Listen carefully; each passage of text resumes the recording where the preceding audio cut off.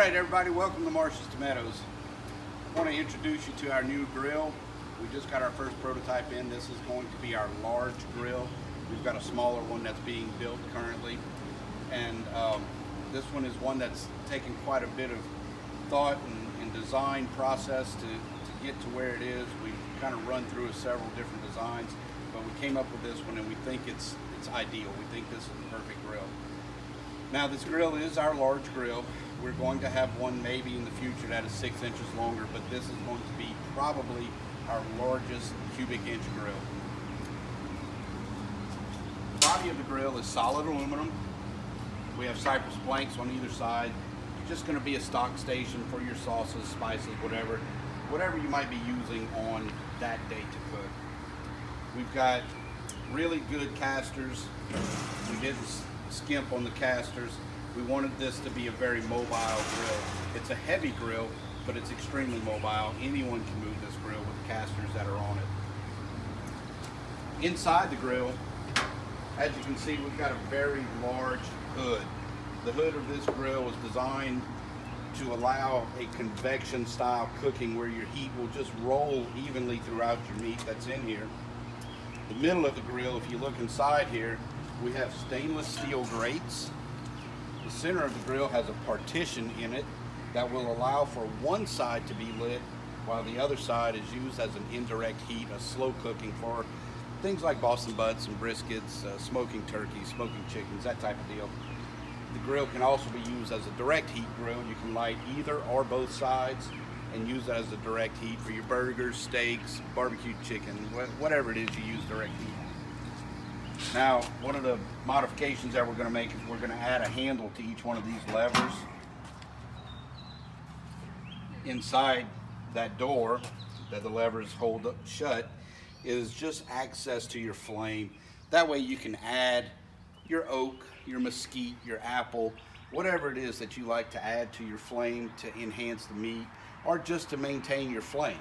If you're looking to maintain a low heat, you start with a lower amount of coals and then you just slowly add more wood. If you need a higher heat, you need to add more to it, then you can access that and just add more to your flame as you need. Now, we're about to light this grill up. We hadn't used it yet. We're gonna come up with, I believe, our final production probably within the week after we use the grill a couple of times and see what it is that we might need to adjust.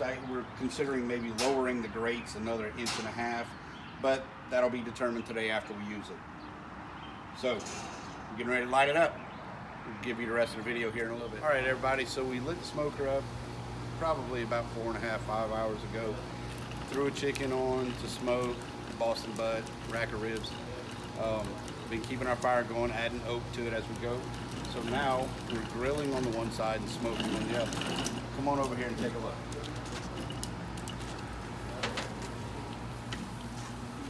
So as you can see, we're direct heat grilling here on the left side. The perforated edges allow the smoke to flow through. The convection of the heat through the taller top and the taller, deeper bottom is giving this an even cook. So this here has been smoking for about 4.5 hours. We just started to do some direct heat grilling. We'll get this stuff off, pretty soon. Continue to smoke this stuff. The Boston butt will probably smoke for another 5-6 hours. The ribs will come off here in the next couple hours. The chicken will come off in about an hour. So far, it looks like it's working. All right, everybody, so we managed to get the first round of meat off the smoker and grill out there. We're still smoking the chicken, still smoking the Boston butt, still smoking the ribs. Use the other side of the grill to cook direct heat. We cooked some brats, we cooked some burgers. The grill's working excellent.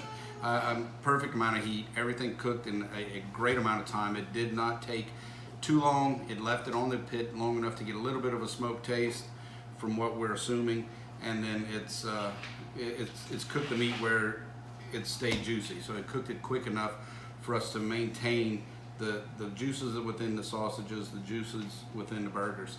So let's take a look at them. So here's the brat that we cooked. Everybody can see that it's cooked through, warm in the middle, but it's not overdone. So we're gonna give them a shot and see.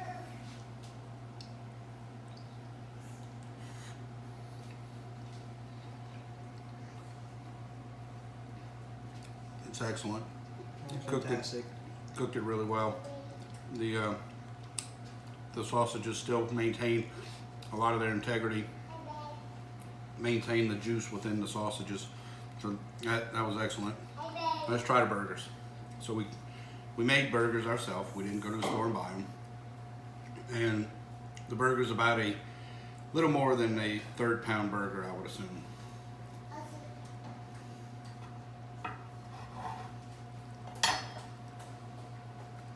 Take a look at these burgers here.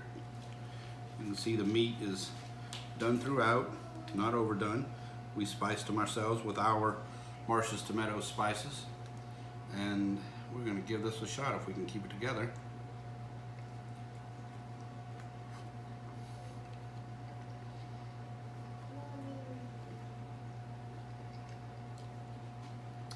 I've got to say exactly what you guys are expecting me to say. It's excellent. The mushrooms are falling off. The burger's excellent. Absolutely on point. So it looks like the grill worked out as it was supposed to, as we projected. And some of the projected changes that we were going to make, I believe we're going to forego, because it did cook this appropriately in the appropriate amount of time.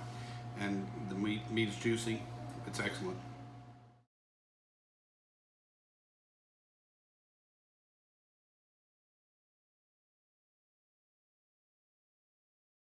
Okay everybody, so we had this chicken on the smoker for about 6 hours or so. We got it off, gonna cut it up and just show you guys what has come out of the smoker. Now if you look, you can see all the juice that's left in this chicken. This bird is perfectly done. Smoked it for, like I said, about 6 hours. You can see all the juice from the meat just running on the board here. You can see the meat, how juicy it is. The smoker did a great job. It really did. I'm very, very happy with the overall outcome. So we'll see what the pork butt looks like, probably another 3 hours.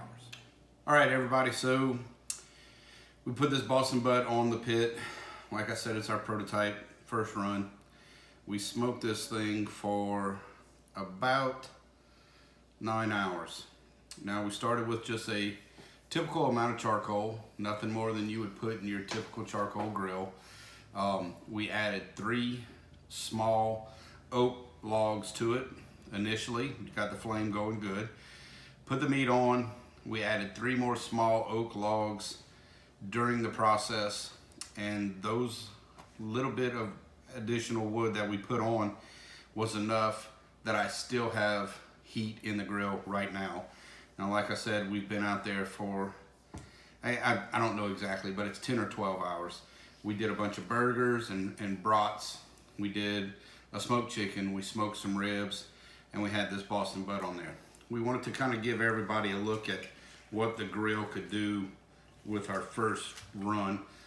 We weren't even sure, but as you can see, the meat on this thing just shreds right off. Nice and juicy, still good and juicy meat. We're gonna make great pulled pork sandwiches.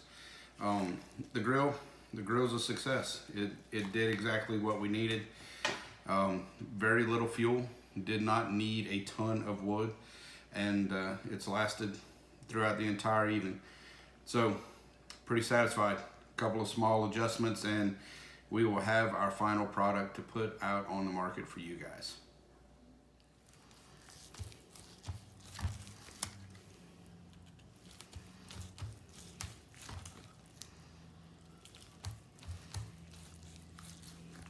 As all you guys can see, this meat is still nice and juicy. It was on the pit for, I don't know, around 10 or 11 hours. Absolutely beautiful meat. The pit did a great job. Very satisfied.